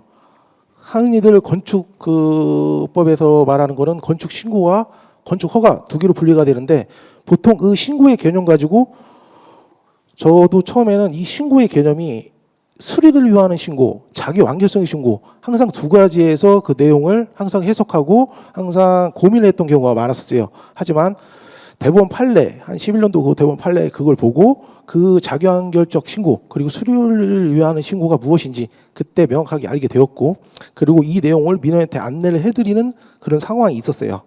그런 그 신고의 내용인데 우선은 이 자기 완결적 신고랑 수리를 요하는 신고에 명확한 그 분리가 필요하다고 저는 판단을 하고 있습니다. 흔히들 말해서 이제 자기 완결적 신고라는 것은 제가 생각하기로는 소방서나 경찰서에서 신고하는 즉 불이 났어요라거나 아니면 우리 집에 도둑 들어왔어요. 이게 보통 자기 완결적 신고의 하나라고 보고 있는 사람이에요. 그런데 나머지 수리를 요하는 신고 같은 경우는 그 외적인 서류나 이런 거의 흠결 이런 거 다 판단하고 하는 수리라서 저는 다 웬만하면 수리를 요하는 신고로 보는 것 중에 하나인데 이거에 대해서 구분을 어느 정도에서 수리를 요하는 신고인지 아니면 자기 완결적인 신고인지 이런 기준점이 어디까지 기준이 될 건지 그게 첫 번째고 그리고 두 번째가 항상 그 건축 신고라든가 이런 업무를 하다 보면 효력의 발생이 가장 중요한 때가 많이 있습니다. 즉 하나의 건축 신고라고 해서 하나의 신고가 수리가 되면 1년 이내에 뭐 착공이 안 되면 바로 효력 상실이 되는 이런 효력에 대한 문제가 많이 대두가 되는데 여기서 말하는 뭐 서류가 접수돼서 흠이 없고 벌면 등의 요건을 충족하는 경우 신고서가 접수한 날부터 효력이 발생한다라고 됐을 때 간혹 일선 공무원에 대해서 이거에 대해서 문제가 터지는 게 뭐냐면 그 간단한 신고 서류로 해도 접수가 되고 만약에 오류가 있어 민원인한테 이거에서 보완할 필요가 있습니다. 보정을 하셔야 돼요. 라고 하면 짧게는 1시간 만에 정리가 돼서 처리가 되지만 많게는 한 달, 늦게는 최장 6개월까지 가는 경우가 있어요. 그러면 그 6개월 후에 처리가 됐을 때 이거에 대한 거는 접수가 됐을 때를 기준으로 해서 효력이 발생하는 건지 아니면 6개월 이후에서 처리할 때 수리가 발생하는지 뭐 이런 문제점 이런 것도 한번 검토가 이제 필요할 것으로 보고 있고요. 그리고 이제 마지막으로 봤을 때는 그 행정작용 이의신청 및 재심사인데 이거 어떻게 보면 많은 그 민원인이 봤을 때는 좋은 측에서는 국민한테는 권익 보호하는 내용이어서 좋은 제도긴 하나 담당 공무원한테는 어떻게 보면 이게 짐이 되는 경우가 있다고 저는 판단이 되고 있어요. 물론 그런 처분에 대해서 잘못된 거는 이런 규제를 위해서 민원인한테 권익 보호할 필요가 있는데 이게 잘못 해석이 돼버리면 잘 처분된 거 아무런 문제가 하자가 없는 법도 이런 재심의를 통해서 계속적으로 그 담당자한테 짐이 된다고 보는 그 제도 중에 하나라고 보고 있거든요. 그래서 여기에 보면 뭐 처분에 기초가 된 사실관계 또는 법률이 변경되는 경우 이런 규정이 있는데 보통 건축법 같은 경우는 기존 건축물에 대한 특례라는 규정이 있어요. 법이라는 게 만약에 10년도 법이 있는데 향후 15년도에 가서 예전에 허가됐던 법이 잘못된다 해도 기존 건축물에서 어느 정도 인정하고 현행에 변경된 규정에서 인정해서 민원인의 권익을 보호하는 법이 있듯이 그렇게 재산권 보호에 대해서는 어느 정도 이렇게 변경이 돼도 어느 정도 권익을 보호하는 규정이 있어요. 그러나 이런 규정이 있는데 이게 잘못 해석이 돼버리면 담당자라든가 그 주변 사람 아니면 누가 봐도 정말 잘된 건데 하나의 그 민원의 법에 대한 자기 판단에 의해서 이건 잘못된 거다 이렇게 해서 계속 법에서 대법원 판례까지 끝난 것도 계속 쟁송이 돼서 오히려 2년, 3년, 5년 그 담당자 아니면 그 다다음 담당자에게 짐이 되는 경우가 있다고 좀 판단이 되거든요. 어떻게 보면 뭐 시민에 봤을 때는 좋은 걸 수도 있겠지만 좀 달리 봤을 때는 뭐 그렇게 판단이 되는 내용으로서 여기서 제가 말씀드리고 싶은 거는 이런 그 기초가 된 법률관의 변경이라든가 향후 이런 쟁송 절차에서 재심의할 때 이 규정이 단지 한두 글자로 끝나는 게 아니라 좀 더 세부적으로 규정을 더 만들어서 정말 이 정도건 이렇게 처분에 대해서 정말 누가 봐도 한 번 더 그 재심의가 필요하다는 거 이런 명확한 규정을 세부적으로 만들어서 다시 재심의가 갈 수 있게끔 하게 제도를 만들었으면 그 생각이고요. 끝으로 제가 이런 행정에 관련된 거 봤을 때 항상 이 내용들이 대법원 판례 아니면 이런 내용들이 민원인한테 안냈던 내용들이에요. 이런 내용들이 하나의 법이 만들어져서 항상 민원인들이 왔을 때 대법원 판례를 뽑아서 해석이 어려움을 해서 안내해드리는 게 아니라 이런 그 명확하게 글자로 표현되어 있는 이런 행정규율법을 민원한테 안내해 줄 수 있는 이런 법이 만들어진 것에 대해서 좋은 그 취지라고 생각되고 아무쪼록 민원인들 그리고 공무원들 아니면 대한민국 전체 모든 사람들이 좋게 작용되는 법이 만들어졌으면 하는 바람입니다. 이상입니다. 네, 수고하셨습니다. 지금까지 지정 토론자로서 8분이 예정 시간보다 한 20여 분 넘게 열띤 토론을 해주셨습니다.